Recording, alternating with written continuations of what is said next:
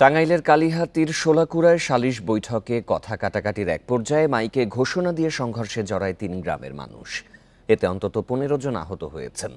এছাড়া শোলাকুড়া বাজারে বেশ কয়েকটি ব্যবসা প্রতিষ্ঠানে ভাঙচুর করা হয়েছে। সোমবার দুপুর থেকে বিকেল পর্যন্ত কয়েক দফায় এই সংঘর্ষ চলে।